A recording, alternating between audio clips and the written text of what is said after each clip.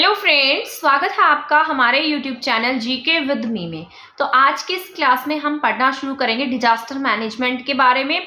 जैसा कि आपको पता है, पहले वाली क्लासेस में मैंने आपको डिजास्टर मैनेजमेंट बहुत अच्छे से एक्सप्लेन कर दिया था और कुछ टॉपिक हम पहले वाली क्लासेस में पढ़ चुके हैं।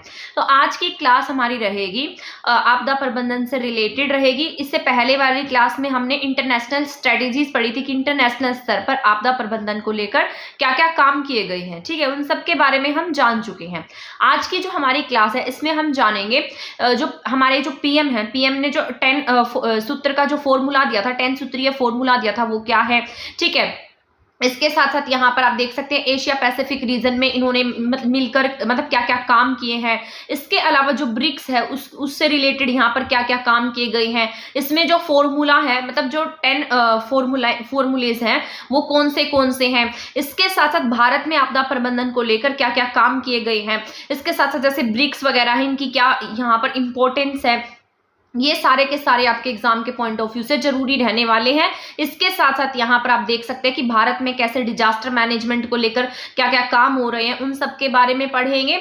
इसके साथ साथ जैसे यहाँ पर आप देख सकते हैं, ये सारा का सारा मैंने राइट डाउन किया है कि जो 3 स्तर होते हैं आपके, जैसे राष्ट्रीय स्तर है, राज्य स्तर है और जिला स्तर है, इन तीनों स्तर पर आपके क्या क्या स्ट्रेटेजीज बनाई गई हैं। ठीक है, तो ये सारे के सारे हम जान लेंगे, कितने सदस्य होते हैं, क्या पॉलिसी होती है, एसडीएम में क्या होता है, एससीसी क्या होता है, इन सब के बारे में मैंने यहाँ पर लिख दिया है। ठीक है, डिस्ट्रिक्ट लेवल पर कौन काम करता है, यहाँ पर गवर्नमेंट ऑफ इंडिया क्या क्या काम कर रही है, ये सारा का सारा हम आज की क्लास में पढ़ने वाले हैं। डिस्ट्रिक्ट लेवल पर क्या क्या काम हो रहे हैं उनके बारे में पढ़ेंगे, राज्य स्तर पर कौन काम करता है, ये सारा का सारा मैंने इसमें लिखा है। ठीक है, इसके साथ साथ जो आपका एनडीएम में है उससे रिलेटेड पॉइंट यहाँ पर आपको देखने को मिल, तो इस क्लास में आपका बहुत सारा टॉपिक कवर हो जाएगा। तो आप ये क्लास देख सकते हैं, आपके लिए हेल्पफुल रहेगी। अगर आपको इसकी पीडीएफ चाहिए तो आप हमारा टेलीग्राम चैनल ज्वाइन कर सकते हैं। टेलीग्राम चैनल का लिंक आपको हमारे डिस्क्रिप्शन बॉक्स में मिल जाएगा। ठीक है, तो ज्यादा टाइम ना लेते हुए स्टार्ट कर देते हैं हमारी आज की क्लास। सबसे पहले आप देख रहे हैं कि यहाँ पर मैंने लिखा है आपदा प्रबंधन से संबंधित मंत्री स्तरीय सम्मेलन 2016। तो जो मंत्री स्तर का जो सम्मेलन हुआ था आपका, वो कब हुआ था, 2016 में हुआ था। आपको ये बात याद रखनी है कि जो आपदा से रिलेटेड जो सम्मेलन हुआ है वो कब हुआ है, 2016 में हुआ है। इसे हम पीएम का 10 सूत्रीय फॉर्मूला भी कहते हैं। ये हमें आपदा से बचाने के लिए लाए गए थे। ठीक है, यानी कि जो डिजास्टर वगैरह आ जाती है तो उसके लिए इसे लाया गया था, लॉन्च हुए थे, एक तरीके से ये एग्जीक्यूट किए गए थे, इंप्लीमेंट किए गए थे। इसका प्रतिपादन किसके द्वारा किया गया है, एशिया और पैसिफिक, जो एशियन कंट्रीज हैं और जो पैसिफिक रीजन में आती हैं उनकी, और जो इस एरिया में जो देश हैं उनको मिलाकर क्या बनाई गई है, आपदा प्रबंधन की नीति बनाई गई है। ठीक है, यहाँ पर एक मीटिंग हुई थी जिसमें एशिया और पैसिफिक रीजन के देश मिलकर आपदा से बचने के लिए इन्होंने कुछ पॉलिसीज बनाई, कुछ नीतियां बनाई हैं। ठीक है, जैसे सुनामी आती है, बाढ़ आता है, भूकंप आ जाता है, आतंकवाद आ जाता है। ठीक है, टेररिज्म हो जाता है इन एरियाज में, तो उन सब के लिए क्या लाया गया, 10 सूत्र का फॉर्मूला लाया गया और ये हमारे पीएम के नाम पर लाया गया। और कब लाया गया है, 2016 में। तो ये सारी बातें याद रखनी है। जो 10 सूत्रीय फॉर्मूला है वो किसके लिए है, एशिया पैसिफिक रीजन के लिए है। यहाँ की सभी जितनी भी कंट्रीज इस एरिया में आती है उन सब के लिए है।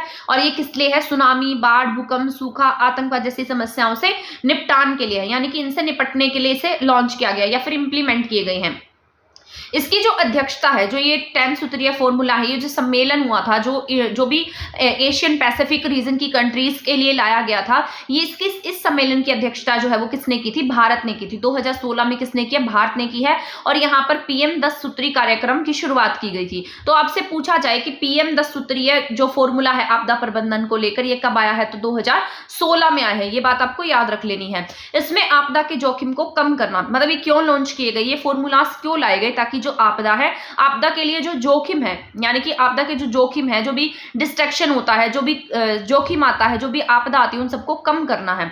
ठीक है, तो 2016 में लाए गए थे। और यहाँ पर अब ये कौन से फॉर्मूलाज हैं, इनके बारे में एक बार बस हम रीड आउट कर लेते हैं कि इसमें क्या क्या बातें कही गई हैं। तो यहाँ पर ऐसा कहा गया कि जो आपदा क्षेत्र है, जहां पर भी आपदा आती है, उसके क्या करें, आप मानचित्रण करें, यानी कि उनकी मैपिंग करें। उनकी मैपिंग में क्या करेंगे, आप वहां पर निवेश करेंगे। आप ये जानेंगे कि कौन से ऐसे एरिया हैं जहां पर डिजास्टर आने के खतरा ज्यादा हो सकता है, तो वहां के जितने भी एरिया हैं उन सबकी क्या कर लेंगे, आप इस तरीके से मैपिंग करेंगे। मैपिंग करके उसकी जानकारी इकट्ठा करेंगे। मैपिंग करने से आपको पता है, मैपिंग करने से कोई भी चीज आसान हो जाती है, तो उसको आसान करने के लिए क्या लाया गया, मतलब उनका मानचित्रण करेंगे, ठीक है, उसको मैप कर देंगे ताकि हमारे लिए जो चीजें हैं वो क्या हो जाए, आसान हो जाए। इसके बाद है समस्त विकास कार्यक्रमों में आपदा जोखिम प्रबंधन को अपनाया जाएगा। मतलब आप जितने भी अपने देश में जैसे पॉलिसीज बनाएंगे, जितने भी डेवलपमेंट के काम करेंगे, उन सब में किसको रखेंगे, आपदा जोखिम प्रबंधन को शामिल करेंगे, ठीक है। इसके साथ साथ यहाँ पर गरीब परिवारों के लिए, यहाँ पर किसको पहले रखा गया है, जो गरीब परिवार है उनके लिए पहले काम करेंगे, क्योंकि जो मतलब थोड़े रिच होंगे वो अपनी आपदा प्रबंधन से बचने के प्रयास खुद से कर सकते हैं, क्योंकि उनके बाद में पास में फैसिलिटी ज्यादा होती है, लेकिन गरीब परिवारों के पास इतनी फैसिलिटी नहीं होती और सबसे ज्यादा प्रभाव उन्हीं पर पड़ता है। तो इसीलिए गरीब परिवारों के लिए आपदा जोखिम को कम करना है, और ऐसा नहीं है कि अमीरों के लिए मतलब उसके लिए प्रयास नहीं किया जाएगा अमीरों के लिए, तो इसमें अमीरों के लिए भी प्रयास करेंगे, लेकिन सबसे ज्यादा प्रयास यहाँ पर गरीबों को फोकस रखा गया है। इसमें कहा गया है कि महिलाओं की भागीदारी को बढ़ाएंगे। अब यहाँ पर महिलाओं की बात क्यों की गई है, क्योंकि आपको पता है महिलाओं को मतलब आपने देखा होगा कि कोई भी आपदा आती है तो पुरुष सबसे पहले जाते हैं, और महिलाएं क्या होती है, थोड़ी सी सेंसिटिव होती है, इमोशनल होती हैं। तो क्योंकि जो महिलाएं हैं इस बात का भी डर रहता है कि कई महिलाएं ऐसी आपदा देखकर क्या ना हो जाए, इमोशनल ना हो जाए और उन्हें ही संभालना पड़ जाए। तो यहाँ पर ऐसी बात कही गई है कि महिलाओं की भागीदारी को बढ़ाया जाए, इसके लिए उन्हें स्पेशल ट्रेनिंग दी जानी चाहिए। पहले हम उन्हें ट्रेनिंग देंगे ताकि आपदा आने पर वो भी क्या कर सके, अपनी भागीदारी कर सके। इसके साथ साथ तकनीक को लागू करेंगे, यानी कि जो नई टेक्नोलॉजी है उसको क्या करेंगे, लागू करेंगे। इसके बाद है आपदा प्रबंधन पर कार्य करने के लिए जैसे यूनिवर्सिटी लेवल्स है, मतलब जो कॉलेज हैं, यूनिवर्सिटीज हैं, इनके लेवल पर क्या बनाएंगे, समितियां बनाएंगे। तो आपने देखा होगा कि बहुत सारे कॉलेजेस में एनसीसी होता है, एनएसएस होता है, और बहुत सारी ऐसी मतलब कमेटीज या समितियां बनाई जाती हैं जो क्या करती हैं, आपदा प्रबंधन पर काम करती हैं, ठीक है। तो बहुत सारे काम करती हैं वो। तो आपदा प्रबंधन पर काम करने के लिए यूनिवर्सिटी लेवल पर क्या बनाई जाएंगी, समितियां बनाई जाएंगी। इसके बाद है जैसे सोशल मीडिया है, टेक्नोलॉजी है, इंटरनेट है, इसके द्वारा प्राप्त सुविधाओं का उचित प्रयोग किया जाएगा। मतलब इन सब के माध्यम से हम क्या कर सकते हैं, लोगों को जागरूक कर सकते हैं, ठीक है। कि आप क्या करेंगे, ठीक है। तो आप यहाँ पर मतलब क्या करेंगे, लोगों को जागरूक करने का काम करेंगे। स्थानीय तंत्र को प्रभावी बनाएंगे। कोई भी आपदा आती है वहां पर जो भी वहां के स्थानीय लोग होते हैं ना, उनकी भागीदारी सबसे ज्यादा होती है। वो कहावत आपने सुनी भी होगी कि मतलब रिश्तेदारों के आने से पहले पड़ोसी पहुंच जाते हैं, ठीक है, क्योंकि कोई भी दिक्कत होती है तो पड़ोसी सबसे पहले आ जाते हैं, ठीक है। तो यहाँ पर भी यही बात है कि स्थानीय जो तंत्र है, जो वहां के स्थानीय लोग हैं, उनको क्या करेंगे, हम स्ट्रॉन्ग बनाएंगे। प्रत्येक आपदा से सीख लेंगे, क्योंकि तभी हम उचित नीतियों का निर्माण कर पाएंगे। इसमें यह कहा गया है कि जितनी भी आपदाएं आई हैं, ऐसा नहीं है कि हम उनको ऐसे ही छोड़ देंगे, उनसे कुछ सीख नहीं लेंगे। अब आपने देखा होगा कि जो ये ट्रेन हादसा हुआ है, इसमें भी मतलब बहुत सारे लोगों की जान गई है। तो अगर हम इन गलतियों से नहीं सीखेंगे तो आगे आने वाले समय में ये जो हमारी गलतियां हैं बहुत ज्यादा बढ़ती जाएंगी। अब यहाँ से हम सीख लेंगे कि आगे आने वाले समय में ऐसी कोई भी आपदा ना घटित हो। तो यहाँ पर इसमें भी यही बात की गई है कि प्रत्येक आपदा से क्या लेंगे, हम सीख लेंगे, क्योंकि तभी हम क्या कर पाएंगे, उचित नीतियों का निर्माण कर पाएंगे। तो यहाँ पर हमने ये सारे 10 सूत्री फॉर्मूला पढ़े हैं। इसके बाद लास्ट पॉइंट है, आपदा प्रबंधन के लिए इंटरनेशनल जो अंतरराष्ट्रीय प्रक्रिया है उसमें आधिकारिक सामंजस्य होना चाहिए, यानी कि इंटरनेशनल स्तर पर भी हमारा कोऑर्डिनेशन होना चाहिए। अलग अलग देशों के साथ में भी हम क्या कर पाए, कोऑर्डिनेट कर पाए, ठीक है। तो ये सारे के सारे 10 सूत्रीय फॉर्मूला थे। 2016 में इसको पीएम के नाम पर लॉन्च किया गया था, इंप्लीमेंट किए गए थे, लाए गए थे, ठीक है। तो ये सारे के सारे पॉइंट्स आपको एक बार रीड आउट कर लेने हैं, क्योंकि ये इंपॉर्टेंट है आपके। इसके बाद है disaster management in India. India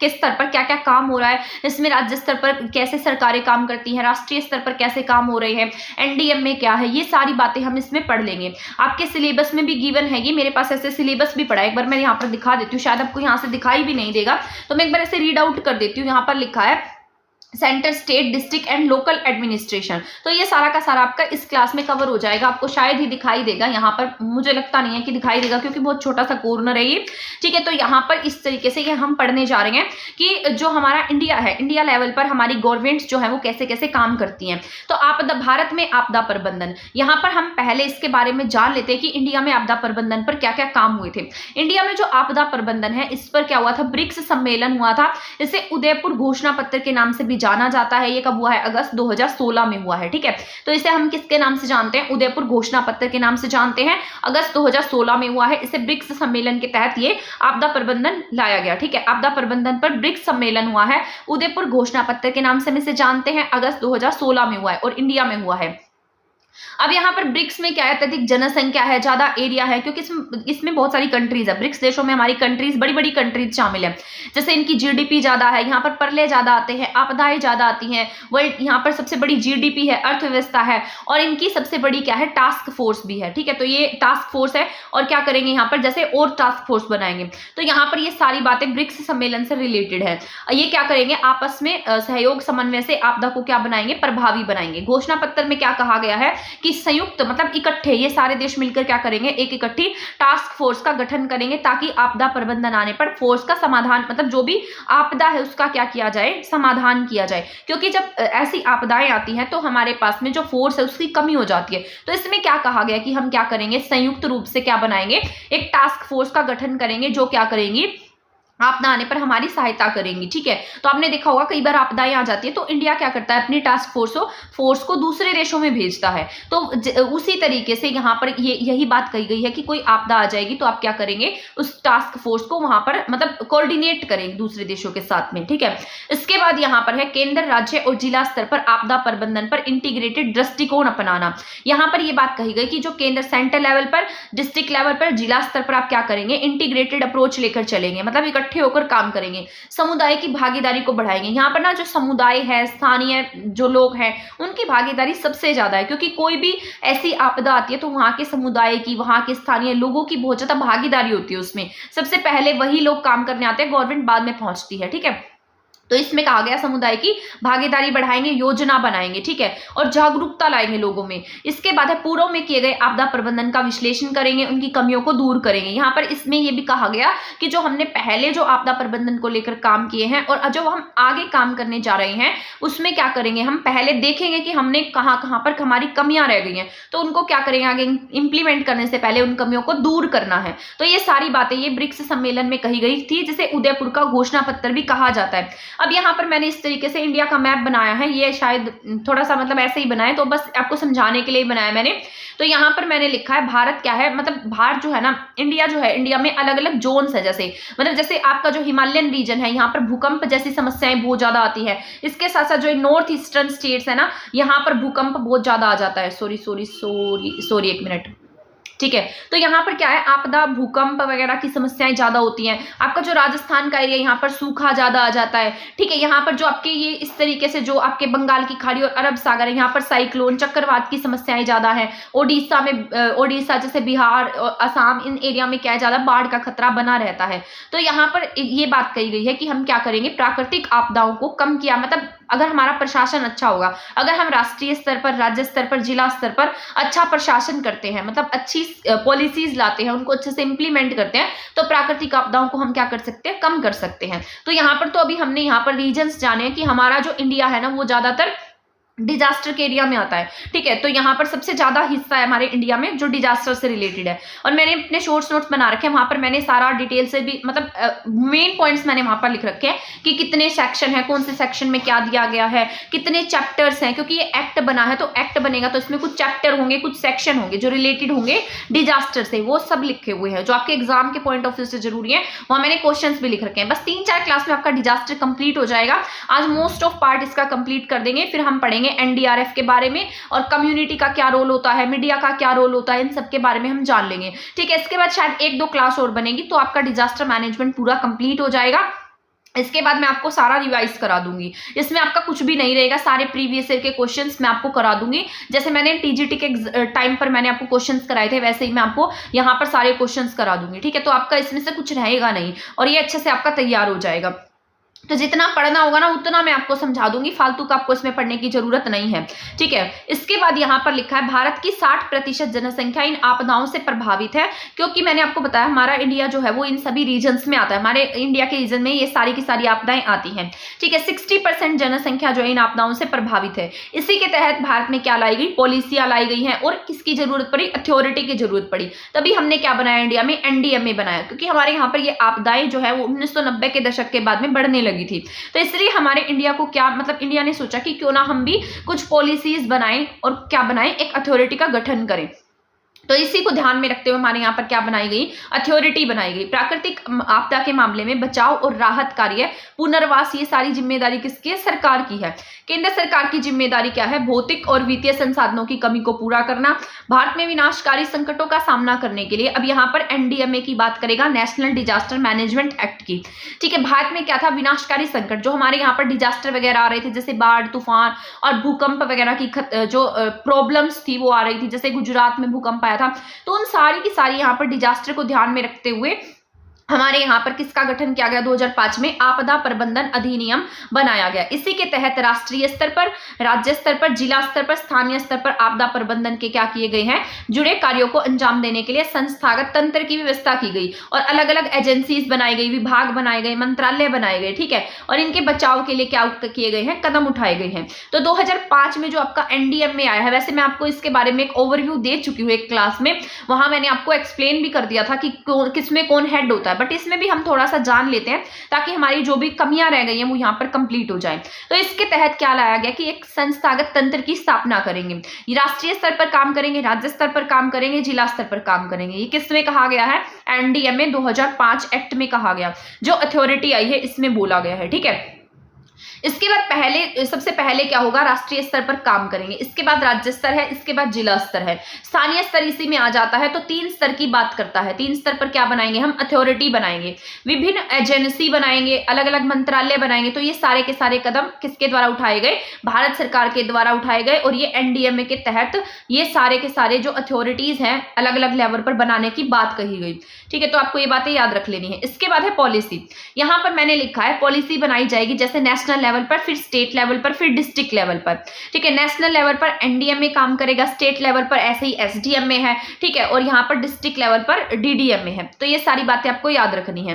राष्ट्रीय स्तर पर 2 स्तर की बात कही गई है। एक तो आपके यहाँ पर होगा नेशनल डिजास्टर मैनेजमेंट अथॉरिटी, यानी कि एनडीएमए होगा। इसके बाद में नेशनल एग्जीक्यूटिव कमेटी होगा, जिसे हम एनईसी के नाम से जानते हैं। ठीक है, तो यहाँ पर जो आपकी 2 पॉलिसी बनाई गई, एक तो एनडीएमए के तहत और इसके साथ साथ दूसरी है नेशनल एग्जीक्यूटिव कमेटी।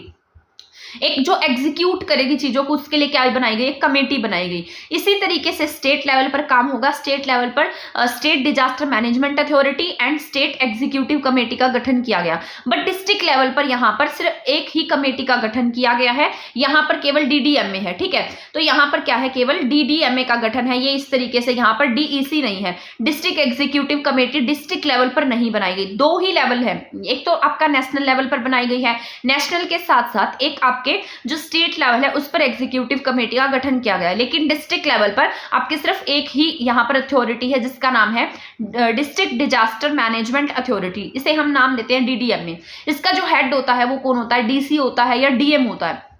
तो ये मैंने आपको पहले वाली क्लास में भी बता दिया था, जब मैंने सबसे पहली क्लास बनाई थी। ठीक है, सबसे ज्यादा पावर होती है डिस्ट्रिक्ट लेवल पर, जो सबसे ज्यादा पावर होगी ना वो किसके पास में होगी, डीएम के पास में होगी, डीसी के पास में होगी। ठीक है, तो सबसे ज्यादा जो पावर होती है वो किसके पास में होती है, डिस्ट्रिक्ट लेवल पर सबसे ज्यादा पावर डीसी के पास होगी, डीएम के पास होगी। डिजास्टर से रिलेटेड सबसे ज्यादा पावर किसके पास है, यहाँ पर डीएम के पास है, डीसी के पास में है। भारत में डिजास्टर मैनेजमेंट कैसे होगा, इसके लिए कुछ कमेटियां बनाई गई हैं। जैसे यहाँ पर प्लानिंग कमीशन बनाया गया। ठीक है, ये जो प्लानिंग कमीशन है जिसे आज हम नीति आयोग के नाम से जानते हैं, यहाँ पर ये किसके अंडर में काम करेगा, होम मिनिस्ट्री के अंडर। जैसे एनडीएमए है, एनईसी है, कैबिनेट कमेटी है ऑन सिक्योरिटी के ऊपर। ये सारे के सारे काम इस लेवल पर काम किए गए हैं, जो किसके तहत काम करते हैं, डिजास्टर मैनेजमेंट के लिए काम करते हैं। इसके बाद है गवर्नमेंट ऑफ इंडिया। यहाँ पर यही सब बातें मैंने लिखी हैं, जैसे होम मिनिस्ट्री। ये सारा आपको पढ़ने की जरूरत नहीं है, एक बार बस रीड आउट कर लेना इसको आप, बस फिर भी मैं आपको बस एक बार रीड आउट करा देती हूँ, ज्यादा जरूरी नहीं है, आपका ऐसे ही बहुत ज्यादा हो जाएगा और आपके एग्जाम के पॉइंट ऑफ व्यू से इतना जरूरी भी नहीं है, ये बस एक समझने के लिए है। ये यहाँ पर मैंने लिखा है पहले प्लानिंग कमीशन है, फिर इसके बाद में होम मिनिस्ट्री है, इसके बाद अदर मिनिस्ट्री आएंगी, अदर मिनिस्ट्री के बाद में आपके यहाँ पर आर्म फोर्सेज आएंगी। ठीक है, तो यहाँ पर इस तरीके से काम किया जाएगा। यहाँ पर है नेशनल लेवल पर एनडीएमए है, national institute of disaster management. इसके बाद नेशनल डिजास्टर रिस्पॉन्स फोर्स, जिसे हम एनडीआरएफ का नाम देते हैं। एनडीआरएफ के बारे में भी हम पढ़ेंगे क्योंकि इंपॉर्टेंट है ये।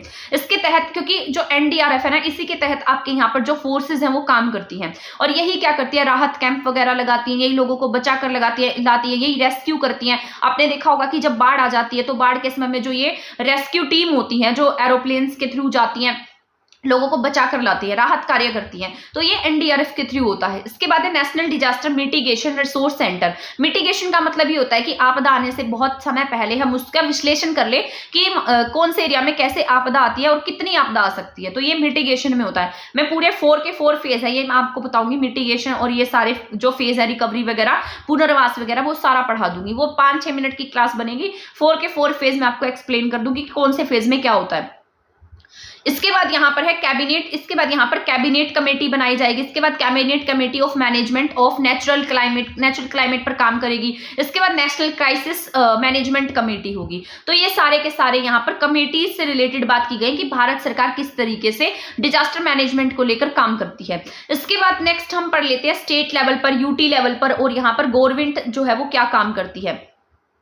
यहाँ पर जो है ना एसडीएमएस है, जैसे एसडीएमएस में मैंने आपको कहा है कि यहाँ पर स्टेट डिजास्टर रिस्पॉन्स फोर्स बनेगा, नेशनल लेवल पर नेशनल डिजास्टर रिस्पॉन्स फोर्स बनेगा। ठीक है, ऊपर हमने पढ़ा नेशनल स्तर का, यहाँ पर हम पढ़ रहे हैं एसडीएमए, यानी कि स्टेट लेवल पर, यूटी के लेवल पर क्या क्या काम होंगे। यहाँ पर डिपार्टमेंट होगा होम मिनिस्ट्री का, और इसके तहत अलग और मंत्रालय होंगे। इसके बाद होम गार्ड्स वगैरह है, पुलिस फोर्स है। ऊपर हमने पढ़ा है पुलिस फोर्स के बारे में, आर्म फोर्सेस के बारे में पढ़ा है। ठीक है, नेशनल लेवल पर हमने आर्म फोर्सेस पढ़ी है, स्टेट लेवल पर हम होम गार्ड्स वगैरह पढ़ेंगे, पुलिस फोर्स पढ़ेंगे। ठीक है, department of home ministry, SDM में कैसे काम करता है, यहाँ पर स्टेट डिजास्टर रिस्पॉन्स फोर्स है। ठीक है, ये सारी बातें इसमें आएंगी। डिस्ट्रिक्ट लेवल पर यहाँ पर डीडीएम में होगा, यानी कि डिस्ट्रिक्ट लेवल पर यहाँ काम किया जाएगा। डिपार्टमेंट्स होंगे, होम गार्ड होगा, सिविल डिफेंस होगा और फोर्स होगी। यहाँ पर कम्युनिटी होगी, फिर लोकल बॉडीज, और फिर कम्युनिटी ज्यादा काम करती है। डिस्ट्रिक्ट लेवल पर सबसे ज्यादा योगदान जो होगा वो कम्युनिटी का माना जाता है। ठीक है, तो आपको ये पॉइंट याद रखना है, जहां पर भी आपको कम्युनिटी दिखाई देगा वो डिस्ट्रिक्ट लेवल पर होती है कम्युनिटी, यानी कि स्थानीय स्तर पर कम्युनिटी काम करती है। समुदाय किस पर काम करेगा, स्थानीय स्तर पर काम करेगा। ठीक है, तो यहां पर हम जानेंगे नेक्स्ट क्लास में कम्युनिटी के बारे में डिटेल से जानेंगे। इसके बाद यहां पर है एनडीएमए के बारे में। एनडीएमए जो है यहाँ पर एनडीएमए यहाँ पर इस तरीके से लिखा है मैंने, ये तो ऊपर ऐसे ही एनडीएमए की फुल फॉर्म लिखी गई है, इसको मत देखना। यहाँ पर मैंने लिखा है आपदा प्रबंधन। आपदा प्रबंधन मैंने अभी आपको बताया कि 3 लेवल पर होगा, सेंटर लेवल पर, स्टेट लेवल पर और डिस्ट्रिक्ट लेवल पर। सेंटर लेवल पर हम एनडीएमए का गठन करेंगे, स्टेट लेवल पर हम एसडीएमए का गठन करेंगे, डिस्ट्रिक्ट लेवल पर हम डीडीएमए का गठन कर रहे हैं। ठीक है, जो एनडीएमए है इसके हेड कौन होते हैं, प्राइम मिनिस्टर होते हैं। और एनडीएमए का जो गठन है वो कब किया गया है, 2005 में किया गया है। ठीक है, इसमें क्या होंगे, इसमें 9 सदस्य और होंगे। ठीक है, पीएम होंगे, पीएम के साथ साथ 9 सदस्य होंगे, और ये 9 के 9 सदस्य पीएम के द्वारा क्या होंगे, मनोनीत होंगे। इनको कौन अपॉइंट करेगा, प्राइम मिनिस्टर अपॉइंट करेंगे इन्हें। ठीक है, और साथ साथ इसमें पीएम के द्वारा मनोनीत क्या होगा, एक उपाध्यक्ष भी होगा। उपाध्यक्ष इसलिए बनाया जाता है ताकि जब किसी कंडीशन में पीएम प्रेजेंट ना हो तो उपाध्यक्ष क्या कर सके, वहां की अध्यक्षता कर सके। जैसे इसमें क्या है, जैसे सदस्य में मैंने कुछ एग्जांपल लिख दिए हैं। जैसे एक वित्त निदेशक होगा जो फंडिंग वगैरह को देखेगा, परियोजना यानी कि जो योजनाओं को रिलेटेड काम करेगा। एक सलाहकार होगा जो सलाह देगा, एक नीति योजनाएं बनाएगा, एक प्रचालन करेगा उनका। ठीक है, फिर एक टेक्नोलॉजी वगैरह को देखेगा, फिर प्रशासन को देखेगा। तो इस तरीके से अलग अलग इन्हें क्या दिए गए हैं, डिपार्टमेंट्स दिए गए हैं। जो 9 मेंबर्स हैं इन्हें अलग अलग जो भी डिपार्टमेंट है एनडीएमए के वो दिए गए हैं कि यहाँ पर आप इस तरीके से काम करेंगे। ठीक है, तो यहाँ पर कुछ एग्जांपल लिखे थे बस मैंने। ये क्या करते हैं, आपदा प्रबंधन पर नीतियां बनाते हैं। जो एनडीएमए है वो क्या करती है, आपकी आपदा प्रबंधन पर क्या करेगी, नीतियां बनाएगी। पॉलिसीज को इंप्लीमेंट कैसे करेंगे ये काम करेगी। बड़ी आपदा के समय दूसरे देशों को वैसी सहायता प्रदान करना जैसी सेंट्रल गवर्नमेंट गाइडलाइंस देगी। यानी कि जब किसी भी देश में क्या आ जाती है, जैसे कोई आपदा आ गई है, ठीक है, तो कोई बड़ी आपदा आ गई है, तो बड़ी आपदा के समय में हम दूसरे देशों की क्या करते हैं, हेल्प करते हैं। तो स्टेट लेवल पर भी हेल्प की जाती है। ठीक है, तो वो सेंट्रल जो गवर्नमेंट है जो गाइडलाइंस देती है उसी के अकॉर्डिंग हम क्या करेंगे, जो एनडीएमए है वो किसके अकॉर्डिंग काम करेगा, आपके सेंट्रल गवर्नमेंट के अकॉर्डिंग काम करेगा। ठीक है, तो जो केंद्र सरकार जो एनडीएमए को निर्देश देगी, गाइडलाइंस देगी, उसी के तहत एनडीएमए क्या करेगा, काम करेगा, सहायता प्रदान करेगा। ये नहीं है कि अपने आप उठकर चला जाएगा और उनकी हेल्प करेगा। तो ये सरकार के अकॉर्डिंग काम करेगा। यहाँ पर बचाव व राहत कार्य के लिए फंड दिए जाते हैं। तो ये क्या करता है, जहां पर भी बचाव और राहत कार्य होता है उसको फंडिंग का काम करता है एनडीएमए। और ये क्या करता है, जो आपकी स्टेट अथॉरिटी होती है, जो आपकी स्टेट लेवल पर डिजास्टर मैनेजमेंट अथॉरिटी बनाई गई है, उसको गाइडलाइंस देने का काम भी कौन करेगा, आपका एनडीएमए करता है। तो नेशनल स्तर पर है तो बड़ी होगी, आप समझ भी सकते हैं इसको।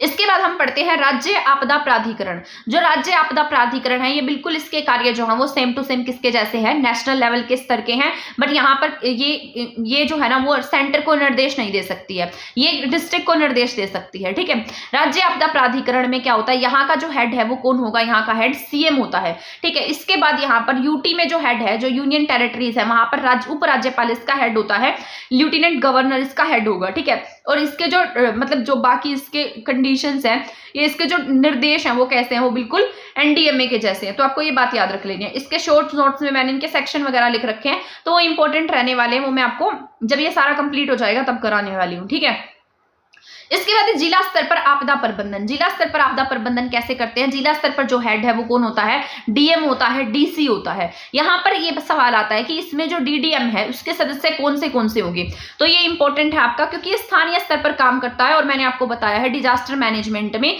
स्थानीय लोगों की भागीदारी सबसे ज्यादा होती है, और ये आपदा प्रबंधन में जो डिस्ट्रिक्ट लेवल पर काम है वो बहुत बड़ी स्तर पर किया जाता है। ठीक है, इसका हेड कौन होता है, सारी की सारी पावर वहां के डीएम या डीसी को दी जाती है। तो इसमें कौन से सदस्य होंगे, जैसे एक तो जिला परिषद का मुख्य अधिकारी होगा। ठीक है, यहाँ पर कौन होगा, यहाँ पर जिला परिषद का जो मुख्य अधिकारी है वो यहाँ पर होगा। इसके साथ साथ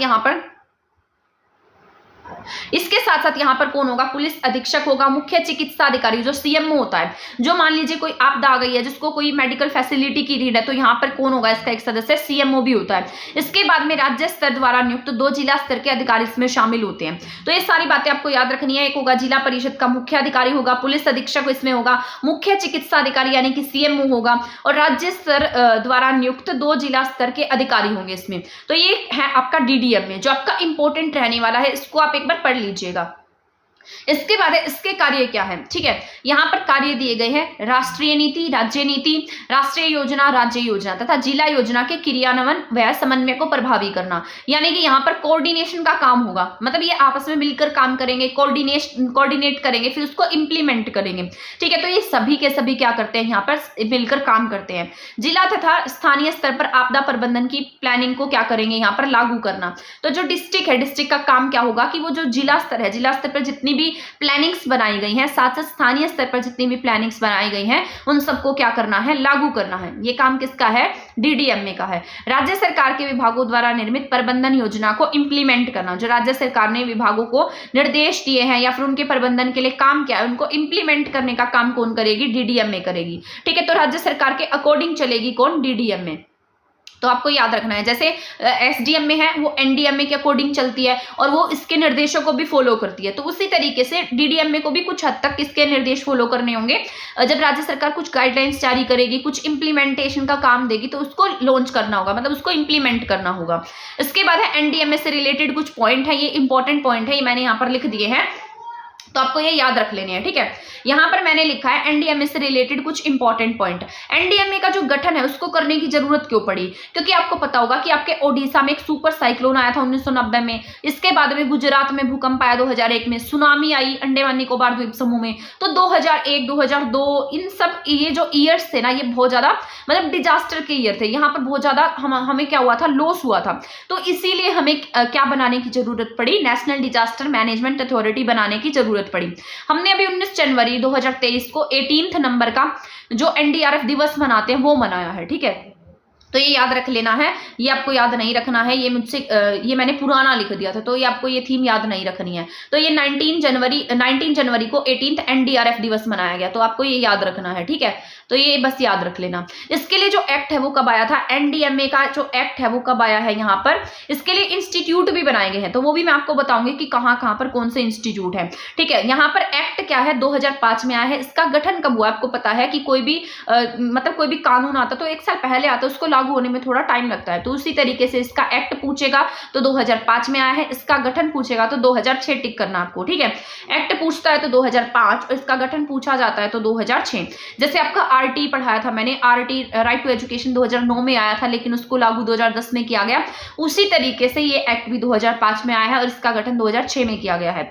आपदा प्रबंधन की प्राथमिक जानकारी संबंधित राज्य सरकार की मतलब ये क्या है, यहाँ पर आपदा के लिए जो आपदा प्रबंधन की जो प्राथमिक जानकारी है वो किसकी होगी, राज्य सरकारों की होगी, ठीक है। इसके बाद है राष्ट्रीय नीति। राष्ट्रीय नीति जो है यहाँ पर सेंटर लेवल पर, डिस्ट्रिक्ट, फिर मतलब ये जो नीति बनाई जाएगी पहले सेंटर लेवल पर, फिर स्टेट लेवल पर, फिर डिस्ट्रिक्ट लेवल पर बनेगी। यहाँ पर ऐसा कहा गया कि यहाँ पर 350 जिलों में एक आपदा मित्र बनाने का कार्यक्रम शुरू किया गया, ठीक है। तो यहाँ पर जो डिजास्टर मैनेजमेंट है, डिजास्टर वगैरह है, आपदा प्रबंधन है, इसको मैनेज करना, इसके लिए मतलब ऐसे स्वयं सेवक क्या होते हैं जो जिस तरीके से वॉलंटियर बोल सकते हैं हम, ठीक है, जो क्या करें, हेल्प करेंगे। तो उसके लिए कार्यक्रम लाया गया जिसे नाम दिया गया आपदा मित्र। और इसको कहाँ लॉन्च किया गया, 350 जिलों में से लॉन्च किया गया। आपदा मित्र क्या है, केंद्रीय क्षेत्रक योजना 2016 में आई थी। ये कब आई है, 2016 में। और पीएम का 10 सूत्री फॉर्मूला भी कब आया, 2016 में आया है। उदयपुर घोषणा पत्र भी अगस्त 2016 में।